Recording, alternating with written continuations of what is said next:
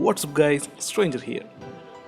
ഇന്ന് ഞാൻ നിങ്ങൾക്ക് കാണിച്ചു തരാൻ പോകുന്നത് എങ്ങനെ നമ്മുടെ കാറുകളിലെ എയർ ഫിൽറ്റർ റീപ്ലേസ് ചെയ്യാം എന്നാണ്. ഇത് വളരെ എളുപ്പമുള്ളൊരു കാര്യമാണ്. ഈവൻ ഇഫ് നിങ്ങൾക്ക് വണ്ടിയെക്കുറിച്ച് കൂടുതൽ കാര്യങ്ങളൊന്നും അറിയില്ല എങ്കിൽ കൂടി ഈ ഒരു ജോബ് വളരെ എളുപ്പത്തിൽ ചെയ്യാൻ സാധിക്കും. Air filter proper interval replace ചെയ്യുക എന്നത് ഒരു എഞ്ചിൻ ഹെൽത്തിനെ സംബന്ധിച്ച് വളരെ ഇമ്പോർട്ടൻ്റ് ഒരു കാര്യമാണ്. ഇപ്പം നിങ്ങൾ എയർ ഫിൽറ്റർ കറക്റ്റ് ടൈമിൽ മാറിയില്ല എന്നുണ്ടെങ്കിൽ നിങ്ങൾക്ക് പവർ ലോസ്, മൈലേജ് ഡ്രോപ്പ് അങ്ങനെ ഒരുപാട് ഇഷ്യൂസ് ഫേസ് ചെയ്യേണ്ടി വന്നേക്കാം.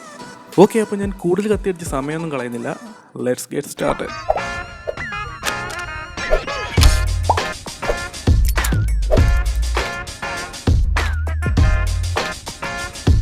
നമ്മുടെ എൻജിൻ ബേയിൽ ഒരുപാട് കോമ്പണൻസ് ഉണ്ട്.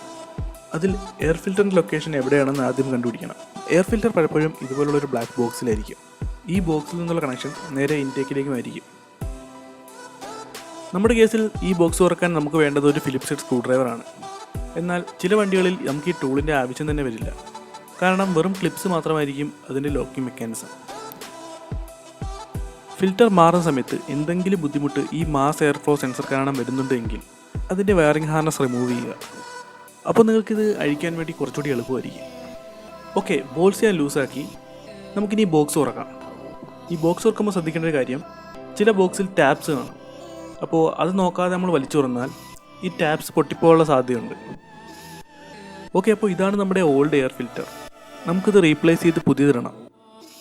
അപ്പോൾ അതിനു മുമ്പായി നമുക്ക് ഈ ഫിൽറ്റർ ബോക്സ് ഒന്ന് ക്ലീൻ ചെയ്യണം. ഒരു വാക്യൂം ക്ലീനർ ഉണ്ടെങ്കിൽ അത് തന്നെയാണ് ഈ ഒരു ഫിൽറ്റർ ബോക്സ് ക്ലീൻ ചെയ്യാൻ ഏറ്റവും ബെസ്റ്റ്.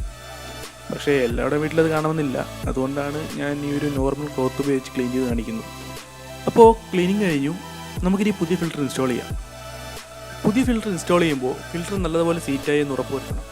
അതുപോലെ തന്നെ ബോക്സ് അടയ്ക്കുമ്പോൾ ബോക്സിൻ്റെ കവറും നല്ലതുപോലെ സീറ്റായി എന്ന് ഉറപ്പുവരുത്തണം. ഇല്ലെങ്കിൽ അവിടെ നിന്ന് ലീക്ക് വരാനുള്ള ചാൻസ് കൂടുതലാണ്. ഇത് എഞ്ചിനുള്ളിൽ പൊടി കയറി എഞ്ചിൻ ഡാമേജ് ആകാൻ കാരണമാകും. നമുക്കിനി ബോക്സിൻ്റെ സ്ക്രൂസ് ടൈറ്റ് ചെയ്യാം.